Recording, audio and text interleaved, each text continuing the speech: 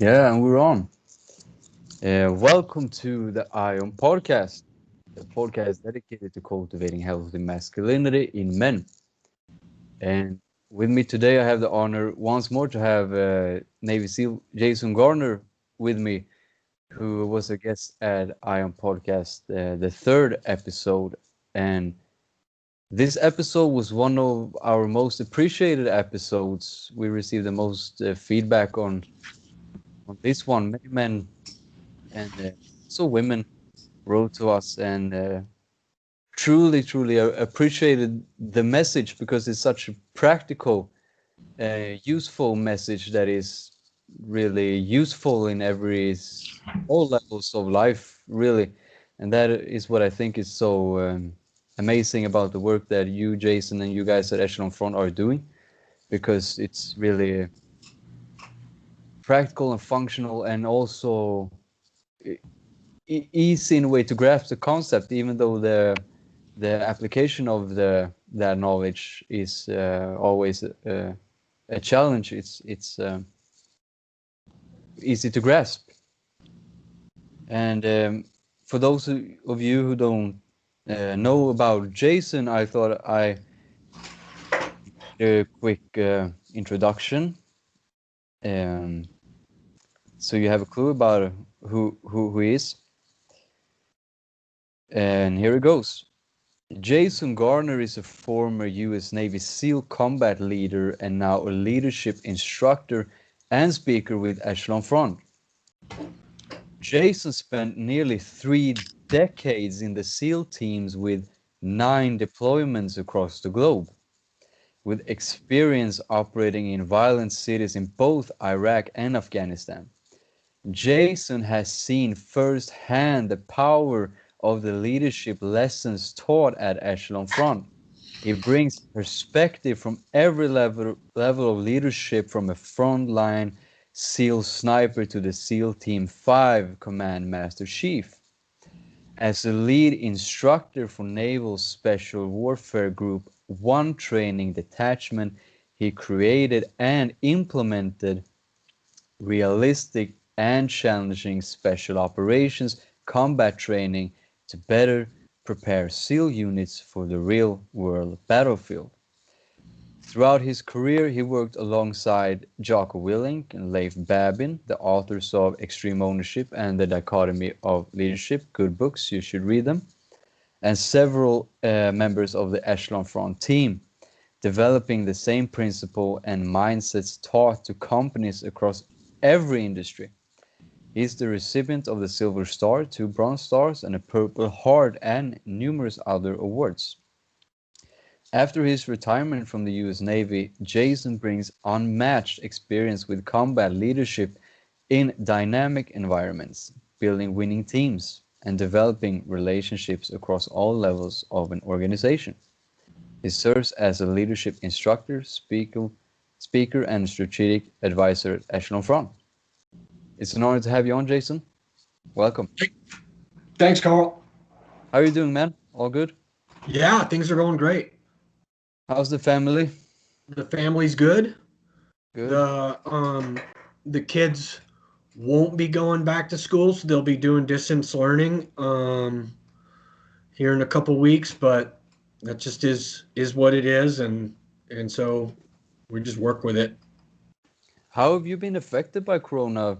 Were you in the States, you and So your family? it's had a very minimal impact on us because we live in a super rural area, and when they shut down nail or hair salons, that doesn't really affect me, and they shut down Mm. bars, and that really doesn't affect me. So a lot of the things that they've instituted haven't had any effect on my life or lifestyle. I wear a mask anytime I go into a store or close to people. It's easy. It's not a big deal. Um, and that's it. Now, it's a lot rougher for people who are living in cities. I can't imagine what people are doing that are, in an apartment building Mm. and they're trying to isolate their kids and they really don't have the opportunities to take them outside because everything's shut down. And so I've got a lot of gratitude for living in a super rural area, but we chose to live in a super rural area because of, the lower population density. I think people are better to each other in lower population densities. The Yeah, sense of absolutely. community that we have where I live is really good, and you know there isn't much open after 7 p.m. on a weeknight where we're at, but that's fine. That's just kind of the lifestyle we chose. So COVID overall hasn't been that big of an effect for us because the things that it shut down we're not really involved with other than I got a 9-year-old daughter Storm and 8-year-old son Thor, and they can't go to school, so that's problematic. And I don't worry about them learning so much because we're able to keep them up. It's just it's hard not having them interact with other kids. Mm. Luckily, though, in the area that we live in, there's other kids that they're the same age, so we get them together often so they can get that social interaction. Because that's like one of the 5 pillars to being healthy, right? I think you Yeah. got diet, exercise, sleep, um, social interaction, and then finally a sense of gratitude. And those 5 things Yeah. will keep you healthy and moving forward and doing stuff like that. So it's problematic now because of COVID that it's shut down a lot of the social interaction, and that's what we need as human beings. Now, there's responsible ways to do it, and that means like, hey, let's meet outside, let's stay 6 feet apart, um, and then you can still get that social interaction, which Some which you s- need. some solid 5 pillars you counted there.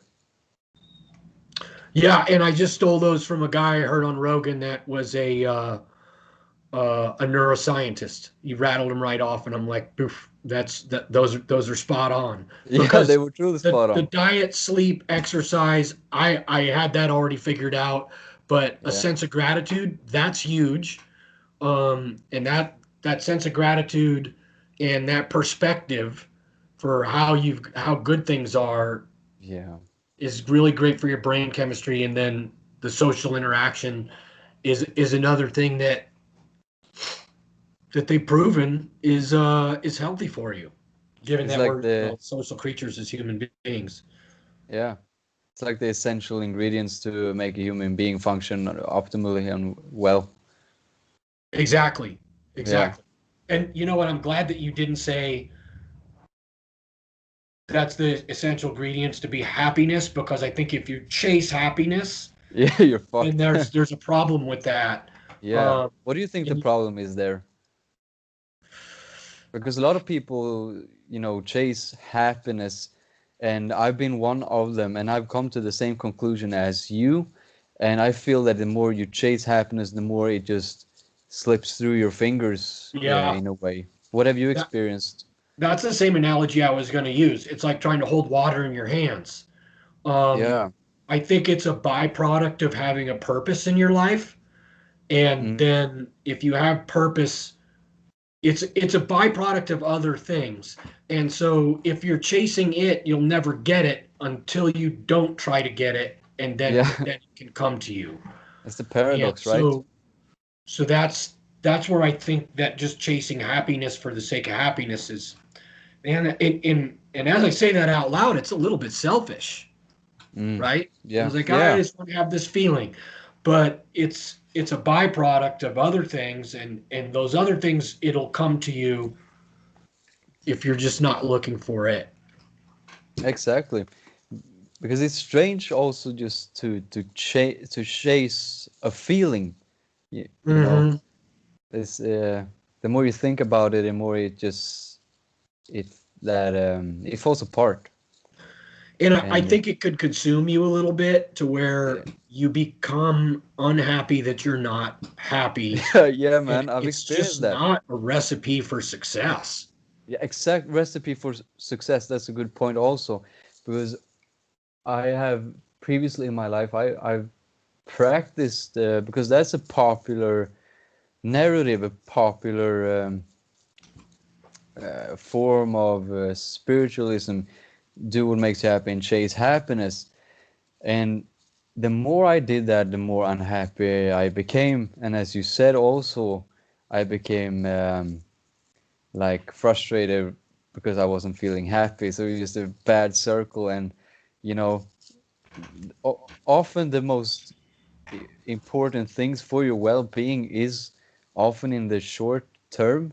It doesn't make you happy really. It is often hard work, and but then you taste the fruits of the work, and that leads to a Hmm. satisfaction, and that satisfaction and peace is more rewarding than happiness in a way. Also, even though happiness is a good feeling. Yeah. Yep. And the gratitude part, they say also the Stoics. I know you mentioned. We talked a little bit about Stoicism in the last podcast, and they say that gratitude is the mother of all virtues. Yeah, I would agree with that. Yeah, me You too. know, just having a Makes sense of sense. appreciation and it's an adjustment on your perspective. So you, instead of focusing on what you don't have, you look at what you do have, and that's great. You know, I was listening to somebody recently that was upset because of COVID. Their daughter was not able. There, she was a senior in high school, and she was really upset that she didn't have a high school prom and she didn't have a big graduation. Yeah, And I've heard it too here in okay, got Sweden. it. That's horrible. But here, read this book. It's the Diary of Anne Frank. And and Yeah, then that would, I think, give any yeah, kid a perspective for the most part. It's like, oh, okay, um, I've got all these other reasons that I should be grateful for, and it's not that big a deal in the grand scheme of things that I didn't have a high school prom or a huge graduation. yeah. In the in It, and the problem in the modern age is that we don't have any big problems. exactly. That's really a problem actually. Yeah, it is. You know, that's, I think that's why Ryan Holiday, who wrote, you know, like the Daily Stoic and those other things, wrote that the obstacle is the way. And then Yeah, once everybody understands that these obstacles are the best, that they're the path, not just the path, that like every time you get a challenge or anything sets you back, that you're like, okay, cool, how am I going to conquer this? How am I going to get over it? yeah, That's what life is all about, and it's just yeah. going to keep Amen. coming. The Marines, I I love I love their culture. They have a saying. It's called embrace the suck. Yeah, I've heard And that. Embrace the suck. I and say that to it's myself often at the gym yeah. and such. Yeah, embrace the suck. Yep. Yeah, because that And those are that all good is things.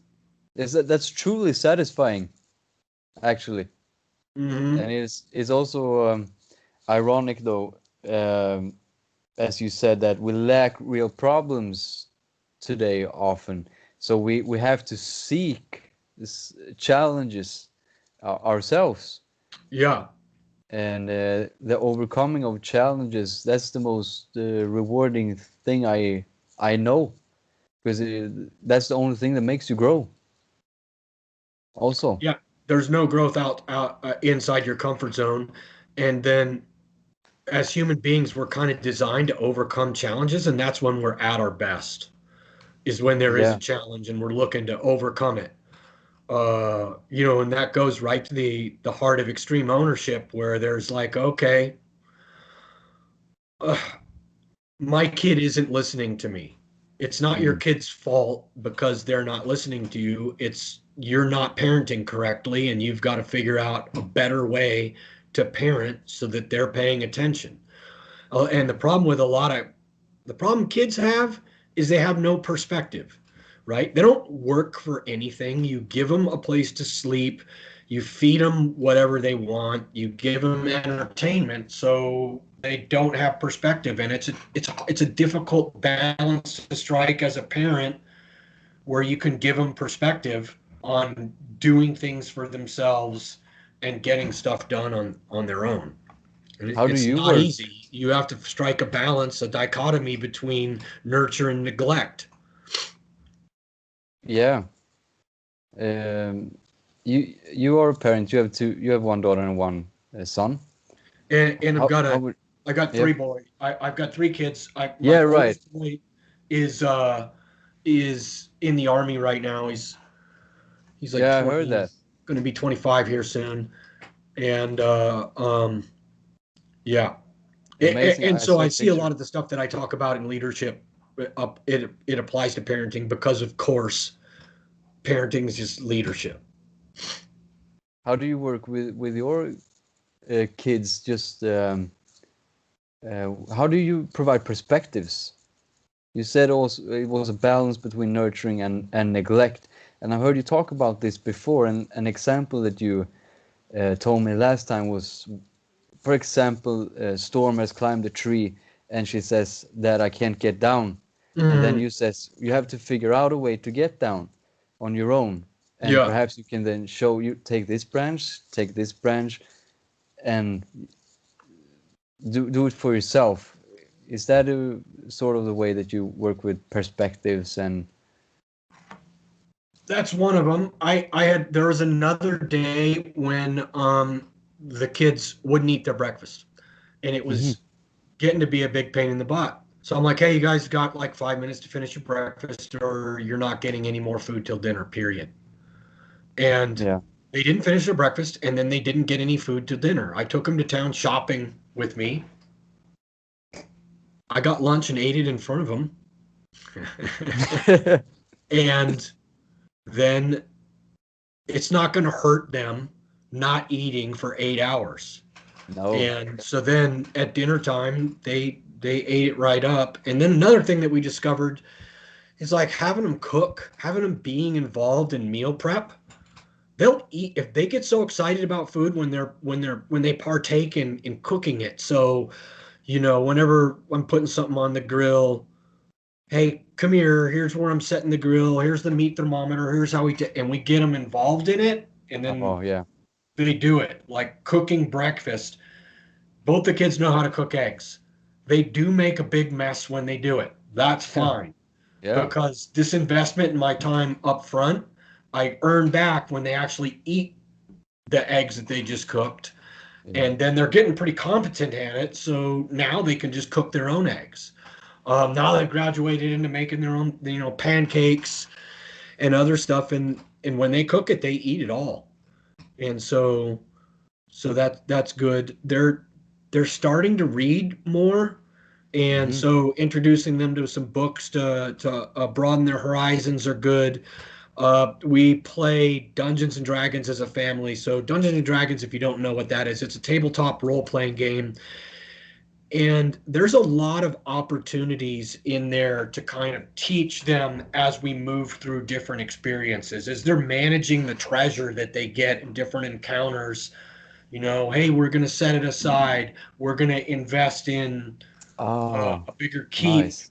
for us to have, and things like that. So that's really cool. There's a study they did once, I guess, at a school where they did role play, but they snuck a bunch of education into it, Oh, and nice. the kids did a lot better. And like just with the Dungeons and Dragons is, on the box it says 12 and up, and my kids are both playing it, and they're 9 and 8, and Wow. they're rolling all the dice, they're doing their own math, they're my son is into the different books and reading about stats. My daughter does it too to understand what their characters can do, and so those another thing. Parenting just comes down to just being involved Yeah, with. that seems like a key. And then the Involvement. other thing is since they've been home a lot, and I've got them with me, or my wife will have them. I've started verbalizing everything I do with them. So if I'm Okay. outside and I'm going over to work on the lawnmower, it's like, hey, come here, working on the lawnmower. It takes mixed gas. Here's where the can is with the mixed Ah, gas. Mixed gas has got oil in it. And then anytime I gotta mix up some new mixed gas for the lawnmower because it's a two-stroke engine, they come over and they're in the process. That's been really, really helpful. Just like every little thing I'm doing, I'm verbalizing it and why I'm doing it. And so I think a lot of that stuff is sinking in. And I think a lot of that stuff is having a good open lines of communications with your children is super important because I want them, and I'm not there yet. My wife is much better than this. Iris is way better than I am. That when they make a mistake, I don't want them to hide it from me. I want them to go, "Hey, Dad, later on, there are kids drinking at school, and I'm not sure how to handle it." Like, okay, hey, you shouldn't be drinking. You're not old enough. But here's the deal: if you do drink, please don't ever drive. Call me.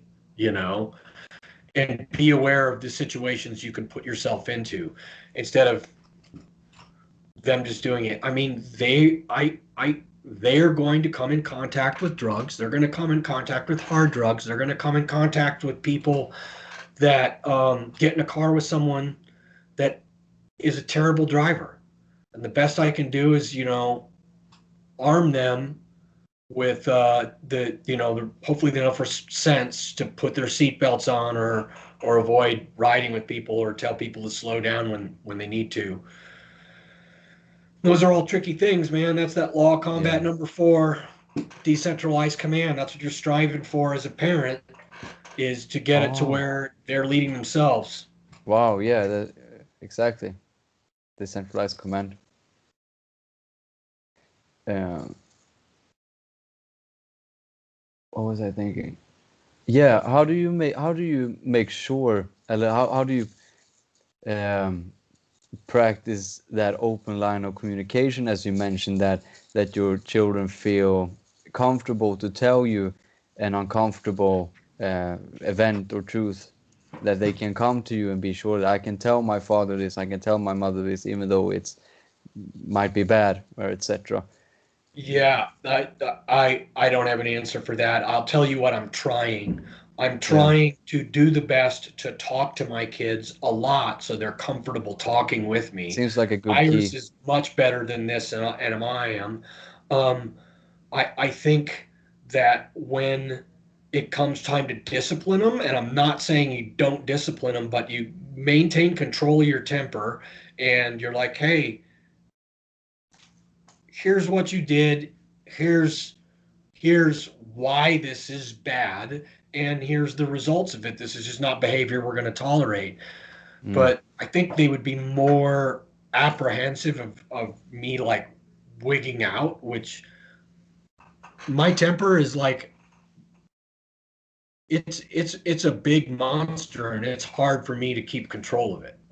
And I'm doing a lot better now than I have in the past, but it's just one of those things that I have to say to I have to be really mindful at all times, like where I'm going with my temper, and then run through that mental calculation. Hey, is this worth losing my temper about, or am I setting a good example for my kids right now, or anybody? Am I representing myself right now as a person well by obviously losing my temper? And then when I'm able to have that insight, Detachment.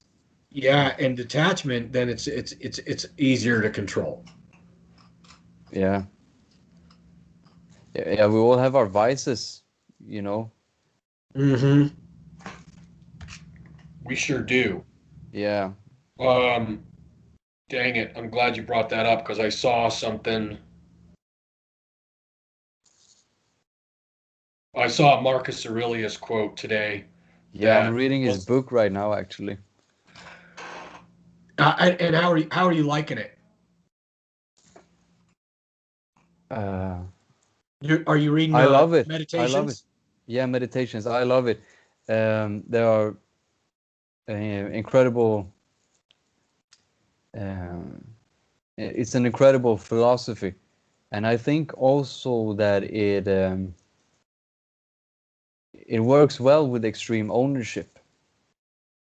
Yeah. and just Oh, as yeah. yeah, I mean, I think extreme ownership just is coming up with almost the exact same principles of right, Stoicism.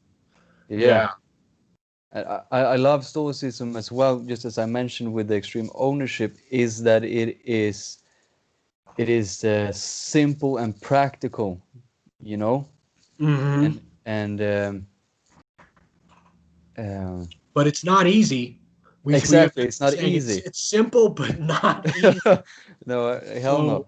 So I don't want anybody to think that I've got it down any of this stuff. Uh, I mean, neither, I man. understand the concepts, Uh, but it's really difficult to put into practice. yeah, exactly. Um, well, how do you like it? So the I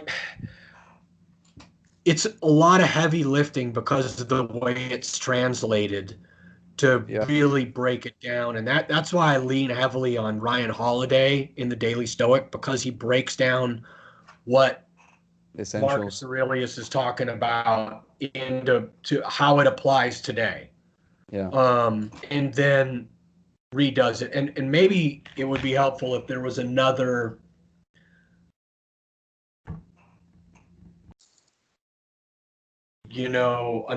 if they just redid the translation and put it in today's terminology, it could be helpful, yeah, because it's some heavy lifting to read through it for sure. yeah. It is. But I look at the stuff Ryan Holiday puts out, and he's like, uh, it's the part of a wise man to resist pleasures, but a foolish man to be a slave to them. Yeah, exactly. And that's just broken down in there.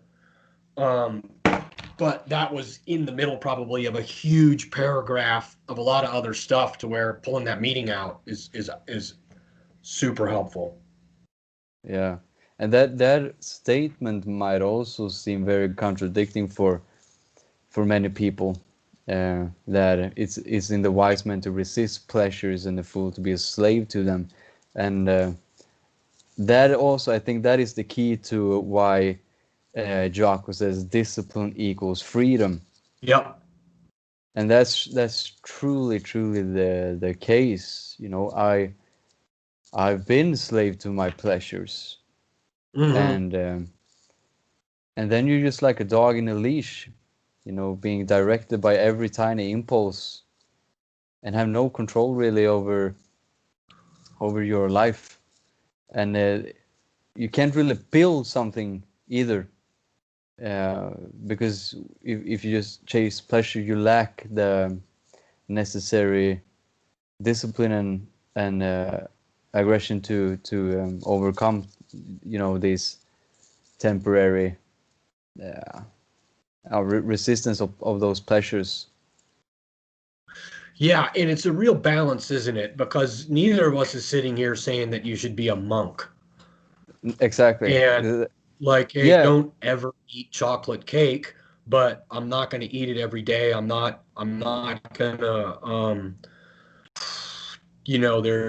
there's sexual pleasures, and if you chase that too much, that can be really problematic. yeah. Um and all of The that stuff. So dichotomy. we're not saying don't do it, and I don't think the Stoics were either. They're just like, hey, just balance everything, right? The dichotomy of Stoicism. Yeah. Yeah, and Marcus Aurelius said, I read that in the Meditations book. He said something that the essential message, I'm paraphrasing, was that um, the most evolved man can um, resist pleasure, but he can also experience pleasure without being a slave to them. Yeah. So Oh, I think, sure. Yep. yeah, Exactly. I think that is the dichotomy to I can, but I don't have to, and etc. That you can choose, Hmm. because I don't think it's as you mentioned there. I think it becomes probably too hardcore if you gets 100% monk mode, and problem if you get 100% pleasure seeking dopamine monkey also. Yeah. So, but that's the fun of it also, that it never ends. No. the struggle to balance all these things. You always get better and you always learn. And especially also when you discuss these things with other people, how they experience it and how they think about it. Yeah. And that's so that's super interesting, and that's one of those things that,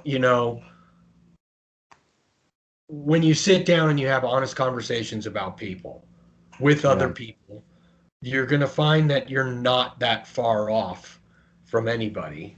yeah, And it's true, man. unfortunately, we're kind of hardwired to be tribal, and we're hardwired to have an adversary. And so we can fall prey to this they and them mentality where we make other people adversarial, and then they'll say a bunch of stuff in the media. The media does it because it makes them money, but we're Yeah, also hardwired to do it yeah, because we want to be part of a group, or uh, yeah, we want to belong. I think there's a sense of belonging, and you can see that in what people are capable of when they're part of a team as opposed to when they're just an individual. They can get so much more done, and it's like social media. It's a double-edged sword. There's amazing things that come out of it, and then there's some really bad and horrible things that are a yeah. result of it as well. Um, yeah. Yeah, it seems like everything in a way can be this double-edged sword, right? Ah, yep.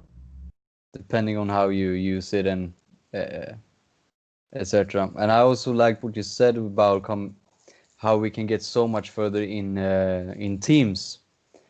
I've experienced that myself with because we in Aion we are a team, and when we work together, we get 1,000% more things done than if we had just Hmm. worked individually. And also because we have hosted some men's group, and that's a very common thing that men don't have. They don't have this brotherhood, They don't have this team of other men that they are working with to come further and be better men together. Many men don't even have a best friend, someone they can call if shit hits the fan. Yeah, And and I think that's the that's problem, the not isolation there. ideal. It's not an ideal situation, and and for anyone that might be in that situation, what are some things that you can do to find a group? Um, and one of the things is like, join a club, whatever your interests are. Join a club, because it doesn't necessarily have to be men that you're friends No, with, but you need to get out there with other people and be part of a group. So join some kind of club, or start going to a jiu-jitsu, gym if you gym, can, if the gyms are open. But if you enjoy soccer, get on a soccer team. If you enjoy yeah, chess, start do finding someone chess. to play chess with. And this is the power of social media, right? This is the Yeah. good aspect of it, because it doesn't matter what you do. There's a book group out there that has been formed for people with similar interests. So if you're into, like, I've been delving into a lot of bushcraft stuff and survival things lately, and there's all kinds of Facebook groups with all kinds of people that are into the same thing, and I can get on those. There's like we're members of Norwegian fjord groups. We were talking about horses before we went live, and we have 5 horses of them now, and 3 of them are Norwegian fjords, and we just love the Wow. breed. They're super cool. They're strong. They have a great temperament, and boom, get in the Norwegian fjord groups. If you're into freeze, mushrooms, it Yeah. doesn't matter. You just type that in. You got to have some kind of interest. Type it in. You'll find other people out there, and then get involved with them and get outside and try to meet them. Um, Now I'm an extrovert. That's Yeah. easier for me. And I understand that there's a lot of people where it's more difficult for them get out and interact with other people, but do it. There, you'll be so much better out for it. And for all of us extroverts out there, recognize that there are people that aren't comfortable talking, and invite them in and offer them, and get them talking. What did you think about that? And let them talk, and just bring them into a group. I'm always looking, like, just in my community. I love talking to people, and interacting, and looking for any way that I can include other people and stuff that I'm doing. Because I'll just invite myself, but that's like I'm an extrovert now, but I realize that there's a lot of other people that won't, and they're just waiting for someone to invite them. And Yeah. we should do it. You should always be looking out. I, I may have said this before, but I'm really trying to conscious of what my facial expression is like, because usually if I'm just letting it rest, it looks like I'm really pissed off. And so I'll force a smile, and when I see someone like coming down the street, we get eye contact. I open my eyes up a little bit and I smile, which is an indicator, oh, hey, like, how are you doing? Right. And I Yeah. notice that typically most people will return the smile with the smile. And when they do that smile, my smile isn't forced anymore. It just happens. And I get a little endorphin rush out of it. Yeah. People get that way. And then the smiles are contagious. Try to smile at people, and you'll find that for every fourth or fifth smile that you give out, you'll get one in return, and it's worth it. Yeah, that's very rewarding to get that smile back. Yeah. Um, I work in the local supermarket here in Uh-huh. Sweden, and I sit in the register, and I meet probably about 1,000 people a day. Yeah. And this is also interesting to tie to Stoicism, because I can sit there and I can be like, fuck, I hate this shit, Yeah. I should be doing something better, or but in Stoicism they say like, Amor Fati, you know, love your fate, Yeah. because this is your lot, this is where you are right now, do the best with it. And you know what? I fucking love it, because I Yeah. choose to. And the point here also, that because I've been working there for a year and I met so many people and I've learned a lot about people and social interactions during this time, because previously, before this, and previously in my life, I've actually struggled a lot, as you mentioned there, with social interactions. That I Mhm. was probably, one of the guys who, that one needed to ask, like, do you want to come along, you know? Yeah. Because Right. I was carrying also, a deep-seated feeling of that, I'm not I'm not welcome into anything, you know. Mm-hmm. But that can be solved. And the thing I've learned also with the register is that you can change a person's entire day, week, or even month just by a slight interaction, you know. So I try by every person that comes before me and is going to pay, I'm acting like I already know them, and I'm like, um, yo, what up? How are you doing, man? Nice to Yeah. see you. It's good to see Yeah. you here, liksom. And nice shirt you have there. That's a real dope shirt, man. And Yeah. you know, as time goes, you also know the regular customers, and you build a relationship with them. But it's so nice, and I actually have people come to me and they said like, you know, it doesn't matter what kind of day I have, but when I come and meet you in the register, my whole day is changed, you know? And how Yeah. powerful is that, That's And what that's winning also looks like. exactly, and that also is just a mindset thing, that Amor Fati, I love being here. I will Mm-hmm. do the best I can, extreme ownership, and I will bring my entire soul into this work. I will do it like, Michelangelo painted the roof, you know. Mm-hmm. And the funny thing is that it actually becomes meaningful and funny but I could also sit there and hate it. Yeah, That's absolutely. a funny thing about, a good thing about Stoicism is that it doesn't really matter the circumstances, but how you choose to respond to them. Mm-hmm. Ain't that powerful? Yeah, that's the ultimate freedom, right? You can't Right? control anything that's said in front of you. You can only control how you react to it. Yeah, the ultimate freedom. That must be it, actually. To not be dependent on the external circumstances to feel a certain way, or you are dependent on your internal state and your character and how you will act. And that's truly game changer, man. Mm-hmm. Cool. Well, you want to hit me with some of the questions? Oh yeah, I forgot the questions, man. I haven't even thought about them, and we're 41 minutes in. Okay, yeah, I wrote some questions, and I also have in the end some questions from the audience, since I mentioned there were a lot of people excited about you coming on again, so we got a lot of questions. Okay. But I had this question for you, Right. is how to lead effectively in a state of crisis. And what I mean by that is, for example, today with Corona, and it's a Yeah. broad question, but I'll give you this broad question: how to lead effectively in a state of crisis. So this is all the leadership I did on the battlefield because every second it's a crisis and it's almost impossible to predict What's going to what's happen? going to happen next.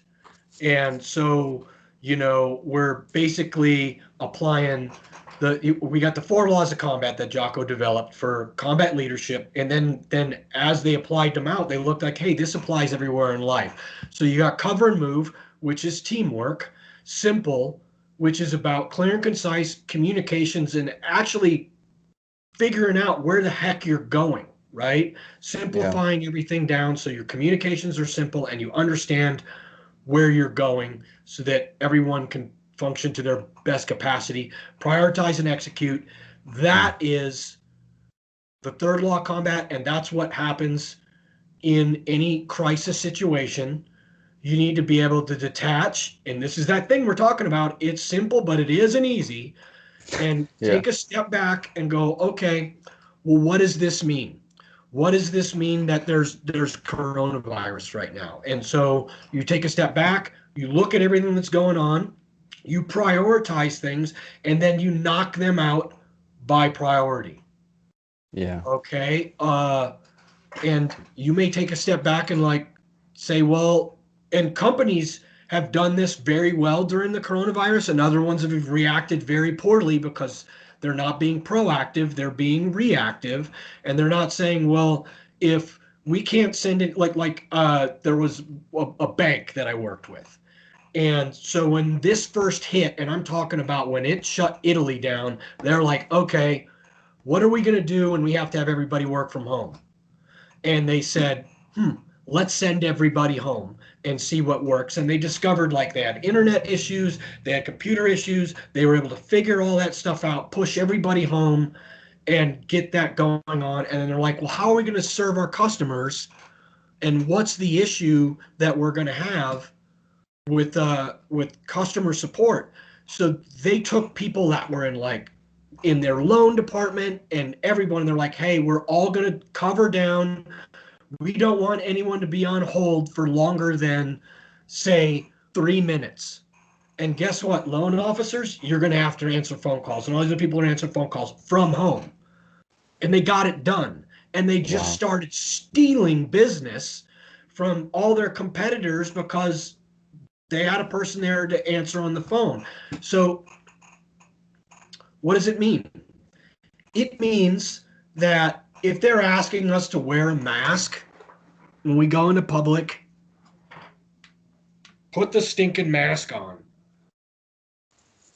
This mask is not an infringement on my freedoms. It is not a muzzle. It is no big deal for me to put the mask on. And whether or not you believe it's going to save you from coronavirus, it's an etiquette situation right now. And that comes down to probably like it could be as much as 40% of the carriers are asymptomatic. And so if the mask keeps me from spitting a surface, and so my neighbor who is at a high risk factor gets it, it's not a big deal. It also means that there may be supply chain issues. And so for this country, we relied on a lot of stuff coming from China because they were making it cheap, and now the stuff isn't coming up over anymore. Well, they're going to have to look at where they're going to make their products here in the US or somewhere where it's not going to be a factor for supply chain issues. This is making our lives more difficult. Okay. We will all be better off as a society in the end of the day because coronavirus has made us better. And there are people who this is going to kill, and we should do the best that we can to make sure that we protect them from dying before they really need to. Yeah. And so that it leading in this high intensity, it's the law of combat number 3, prioritize and execute, but it requires that you detach. And you're going to have to detach from, well, it's always been this way, to, okay, things are different. How are we going to be proactive? What is the ultimate freedom that I have from a Stoic point of view on how I'm going to do better? And part of that is my kid's not going to school. So I've got to figure out how to just stop doing what I'm doing and make sure we educate them until we get this figured out and they go back to school. Maybe we don't. Maybe there is a hybrid that comes out of this where they do a lot of their learning online and their social interaction is limited. Yeah. And I could see where that's problematic in densely populated areas. And there's a lot of things that are problematic about densely populated areas, and that's why I've chosen just to avoid them and live in the country. For those of you that can't, I'm sorry. Maybe that's something you should figure out how to do, or in the meantime, figure out how to interact inside those highly dense population areas. And that I think you do by getting a sense of community. And you get that sense of community, like you're saying, when you're at the checkout register, you're talking to everybody like you know them. And then pretty soon you do know them. Next thing you know them. And guess what? When someone considers you a friend, this goes back to first law of combat, cover and move, developing relationships. Yeah. When someone considers you a friend, they will go that extra mile to help you out if you need it. And then you'll actually do the same for them. And when you have that kind of support structure, all of us will do better because we're part of a team now and everything gets easier. Yeah. So the prioritize and execute was a very important key, especially with the businesses there, as you had the example in Italy. And I also caught that you were talking also about situational awareness with a business sense in like adaptation, like this is the case now, this is how it looks, how can we make the best out of this situation? And that's also a very Stoic point of view, like objective judgment, right? Like this is this is the situation, how can we do the best out of this situation? Yeah, absolutely. Because COVID ain't going away. And so that's the, like we just said, the ultimate freedom you have is how to react. So why not react in a positive manner? There's a concept that I learned from the Claymore anti-personnel mine. The Claymore anti-personnel mine has gotten written on the front of it. It says front towards enemy. It's dirt simple. So you're like, okay, I point this mine this direction towards the enemy, right? I've seen pictures of those. What that also teaches me is to face my fears and not avoid them, and face things that I'm uncomfortable with, and instead of just going, that's not a big deal, and then what you wind up having is a bunch of anxiety about something. But instead, when you just like turn and face it and you go, okay, here's an issue I have, here's how I'm going to be proactive to work through it. Yeah. it's also a very literal sense from the battlefield because we wear a body armor. Our chest plate is right here. So the safest place for me to be is facing the enemy because that's where my body armor is facing. If I turn sideways, I usually don't. I have a small side plate on the side, but up here I've got nothing. So I need to always be facing my adversary because that's where my body armor is. And that's where I'll actually do something about them instead of ignoring them. Take that from literal to figurative and look at every issue you might have in your life. You don't, like your rent is too high. Okay, well, do you need to be living where you're living? Or maybe you need to work longer hours, but you need to adjust whatever parameters you have to address those issues. And maybe you have an issue with dependency. Okay, well, face it and decide, do you want that alcohol or that nicotine to control you, or would you rather control yourself? And then face it and do away with it. That's all about being front towards enemy. It's one sentence.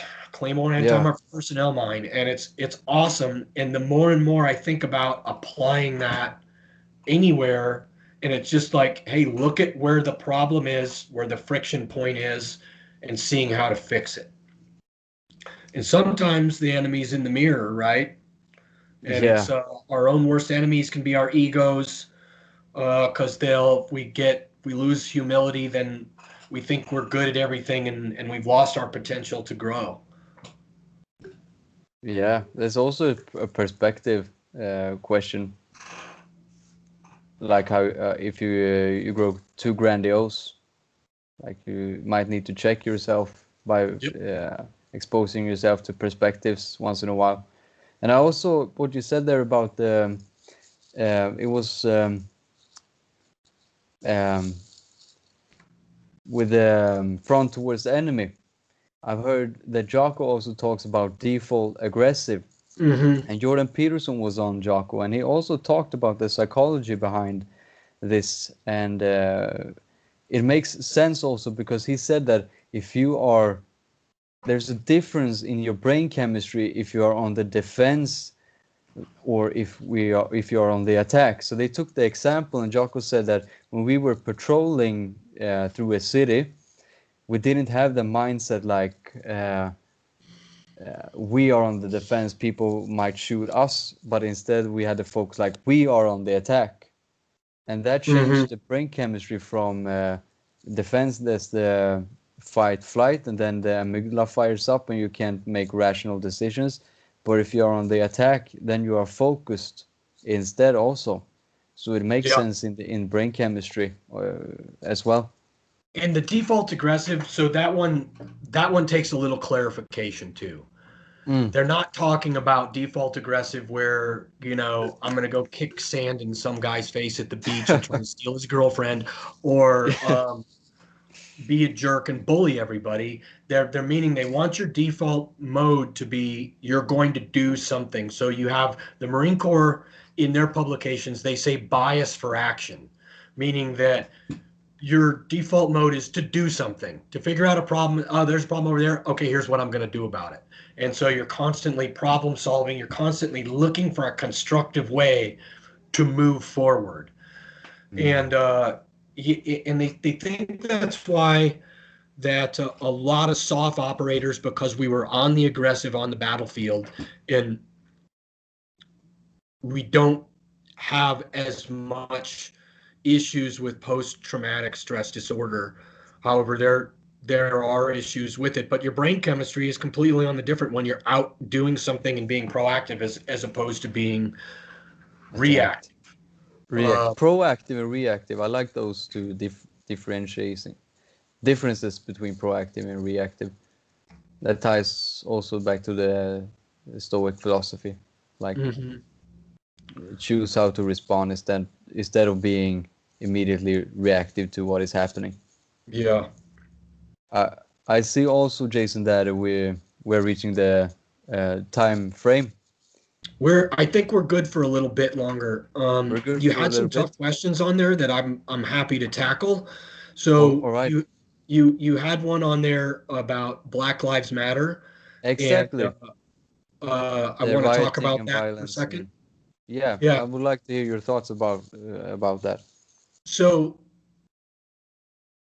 Black Lives Matter, absolutely. And in the context of what happened in this nation with that video where George Floyd was basically suffocated in real time while people, bystanders, said, pleaded for his life, and he pled for his life.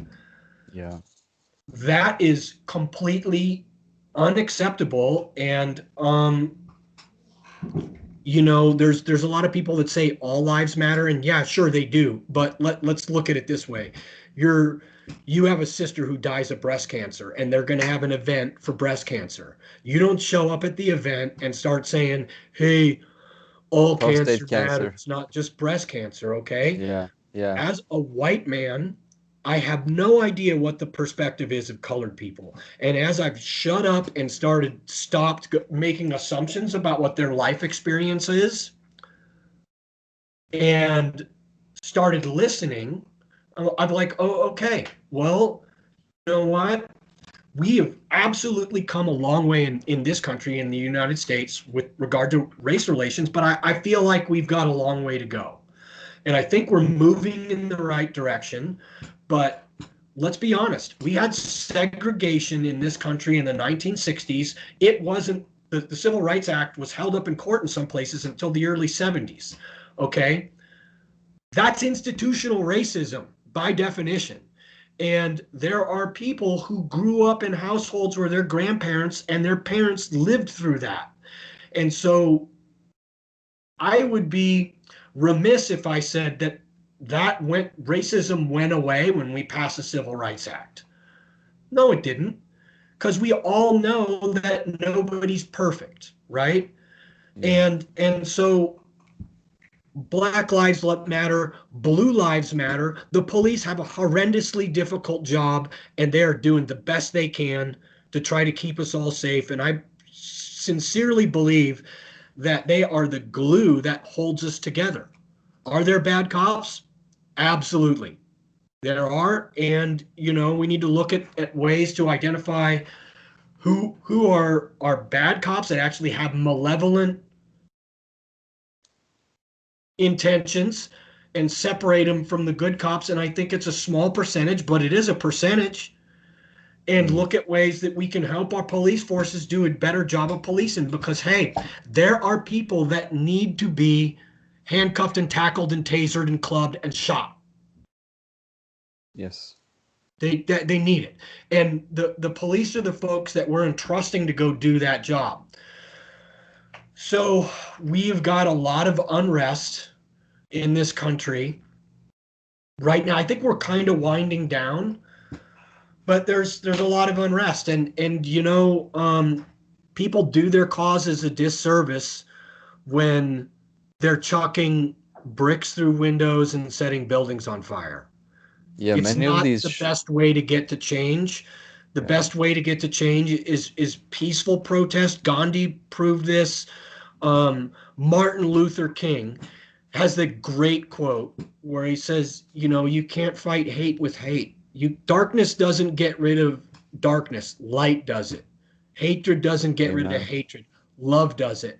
And so, unfortunately, it may seem like the Black Lives Matter movement has been hijacked by some nefarious characters.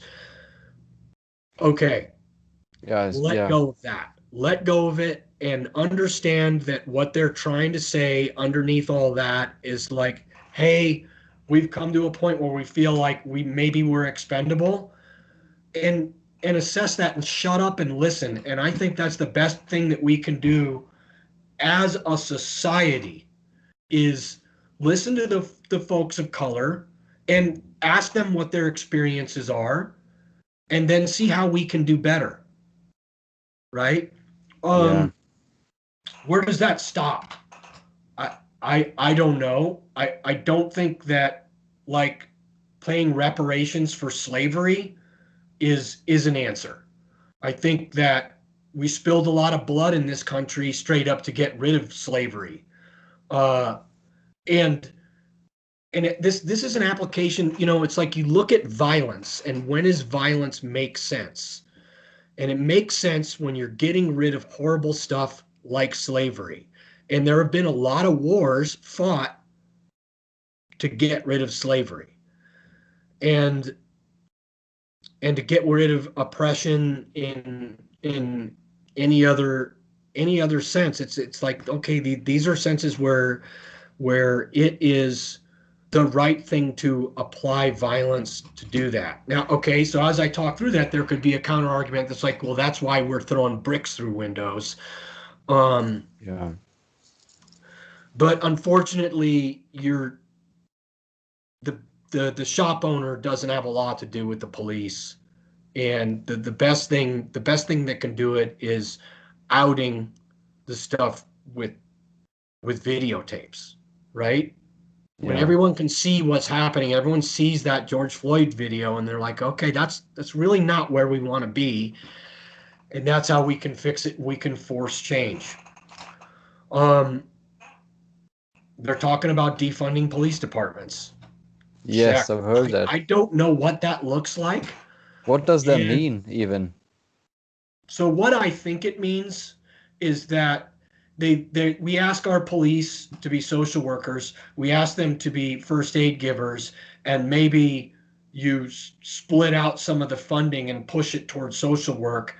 And so some of the situations the police are able to hand off some of the calls they do to a social worker. I don't Mm. know. I don't know Mm. how it works in practice, but what we're doing right now isn't working. And so if they're willing to try it in some cities, okay, I hope it works for them. And then if it doesn't, that's why I don't live in a city. Yeah. But it seems contradicting. If you want to improve the police, it doesn't seem like it helps so much if you remove resources. Yeah, and so that's where there's more to look at it. Like making the Yeah. police look more like the military is not an idea that I like very much either. What And does that so mean? what does that mean? Well, like a lot of our police departments here in the United States have gotten these big up armored vehicles that were surplused Mm. given to them. Um, I'm not a fan of seeing the police officers in combat fatigues. I'm not a fan of seeing police officers in black. Okay. Oh, yeah. Oh, I understand. Uh, Yeah. so I'm not sure that's the way to go forward either. It No. there's a concept of protect and serve, but when they look like a strike force, and I don't know, but that's kind of the angle we've been going, and it doesn't seem like More it's working education, either. So perhaps. I don't know what's working. Well, maybe it is working because honestly, crime is down for the most part across the board, Yeah. and we just have to tighten up some of the behaviors because I got it. George Floyd was a criminal, and he was probably high on some kind of drug, but that is not a death sentence in our society, and shouldn't No. be. And the people that are arresting you aren't the ones to mete out that death sentence unless their lives are in danger. Yeah. So it's a sticky topic, and a lot of people, it's a minefield, right? And I may have stepped in one, but okay, we need to talk. We need to be able to talk with each other and have discussions about things like this, if we're ever going to get any better. Yeah. Otherwise, there's no progress.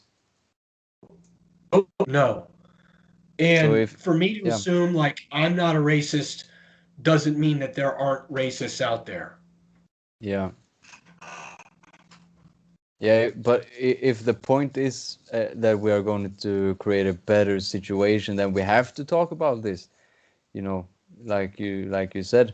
And even if we don't have the answers, we need to have a open dialogue so we can come forward to the correct answers. I know that you know about Henry Gracie. Mm-hmm. He's been talking a lot about, and even before the George Floyd murder, about teaching police jiu-jitsu and showing videos about unnecessary violence and etc. That Here's could the be a problem, great. though. You can kill people with jujitsu really fast. And Yeah, I'm that's not true though. sure that it's a technique issue, it's an application of force issue, Yeah, it right? might be. And Yeah. but I agree. I think that jujitsu is probably one of the better tools to restrain people without hurting them.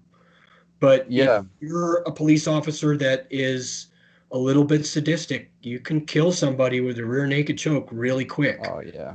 Um, and there's that dichotomy, right? But I think, as a tool, jujitsu is a much better way to get someone to comply instead of just hitting them with a baton when they're not complying Yeah, or absolutely. attacking. If you know jiu-jitsu, then and you're comfortable with it, then you can better, and you are a good person, then you can better detain someone. Yep, But that absolutely. also falls on that you, as you said, that you are not as sadistic, Right. and And then that's more difficult to if fix. the attacker has a knife, Mm, jitsu is problematic because you're likely to get stabbed, and in which case then sometimes the police officers unfortunately have to apply lethal force in a given situation like that, or maybe something that they could do with a distance. So there's a bunch of different things that they can apply, and maybe some de-escalation training too mm, is would be helpful. But I'm sitting on the outside. I'm not doing the job every day, so the discussions and then maybe they look at training a department in jujitsu for a while, and then look and see what the stats are after a year of doing it, and then you look at it and go, okay, this is a model to move forward with it, and it makes sense to me that yeah. it would be a great way to do it.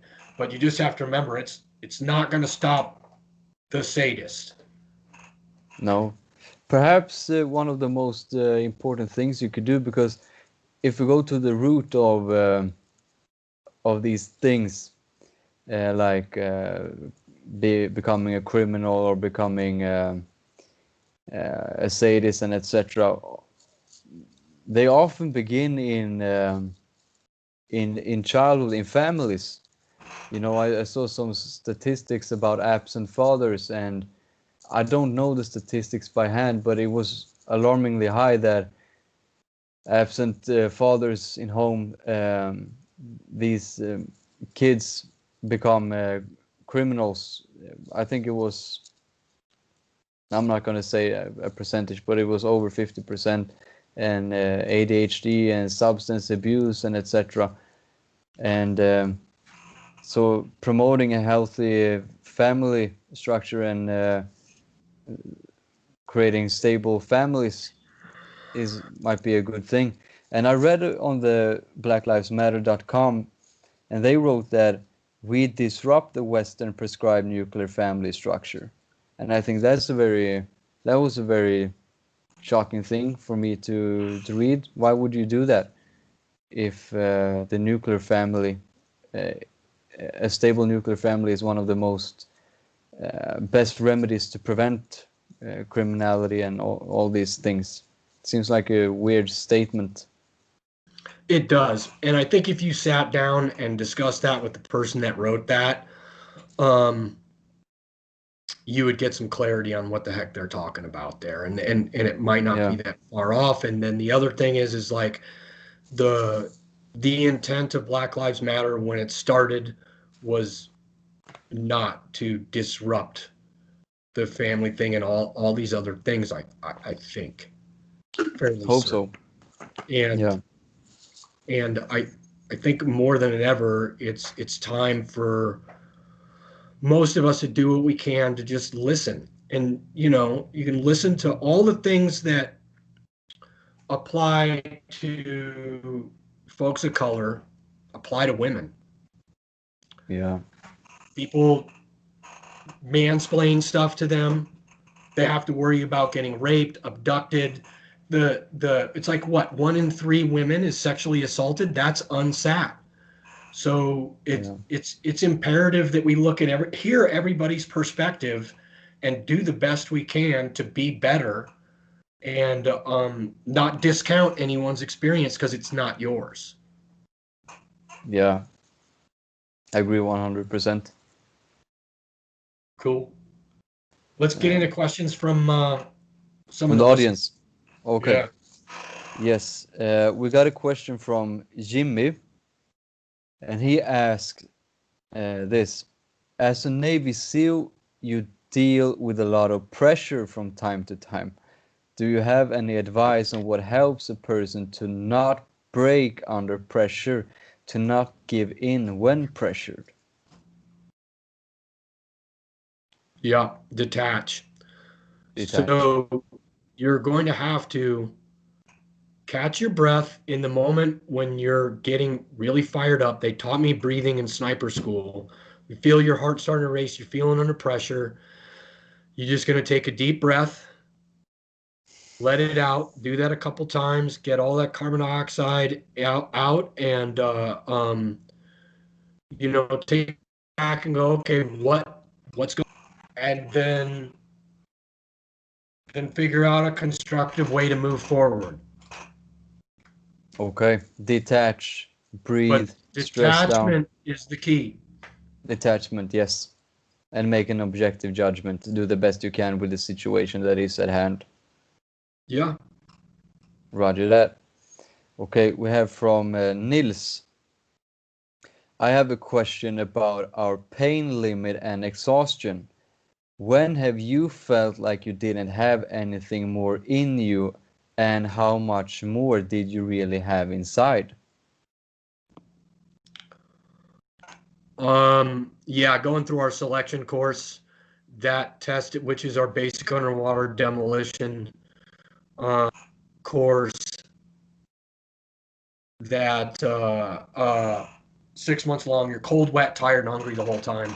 And I had no idea how cold I was actually going to be, how tired I was actually going to be, how miserable I was actually going to be. And I would say I stretched what I thought my parameters were by like 80%. Wow, man. Crazy. And but the thing about that is that's because I was part of a class and we were all going through it together. If it was just me, I don't Yeah. know if I could have made it that far. But the concept of me going through this thing with a bunch of other people Support is what structure. really helped me. You know, like you just talked about, when we're part of a team and we're part of a group, or I'm part of a boat crew, your potential is almost limitless. Wow. So Until walk death. that back and then look at like, hey, become part of a group, because then you can expand your potential by so much and your ability to overcome hardship. Yes. Think about what is discipline. Discipline's really your ability to withstand being uncomfortable to get things done. You don't want to Yeah. work out today. Got it. You're still going to be disciplined about Embrace it. the Get suck. it done. Yeah. You don't feel like um, you know, doing the paperwork that you got to do. But just knock it out and then you'll be a lot happier later. Roger that. Cool. I got time for one more question and then I got a bowl. Okay. We have a question then from Adam. Um, what is your best experience as a SEAL? My best experience as a SEAL is watching subordinates and leaders lead and just lead and do better than I did when I was at their level. Wow. So watching that and being a part of that, of raising up and mentoring younger SEALs, and then just getting the amazing ability to be out on the battlefield and watch them react coolly and calmly under pressure and deal with the enemy, deal with their own in horrendous situations with their own wounded and sometimes dead, and seeing them step up to that level and exceed is just like one of the greatest experiences ever. And unfortunately, had to go to combat to see that, and combat isn't a good thing. It's but it's the worst time of my life, and it was also the best time of my life because I saw people actually raising up to incredible potentials and doing heroic stuff in the face of adversity. Yeah, it brought to mind the story you told last time on the podcast with the guy who stepped on the pressure plate. That was an amazing story, and Yeah, you get to see the best absolutely. and worst of humanity, I guess. Mm-hmm. That's powerful. Thank you, Jason, for coming on to the podcast and being a mentor for all of us as well, like you have been in the when you were in service and echelon front. I really appreciate you, and I appreciate both you and Iris and what you are doing. It's really setting an example and inspiration. Thanks, Carl.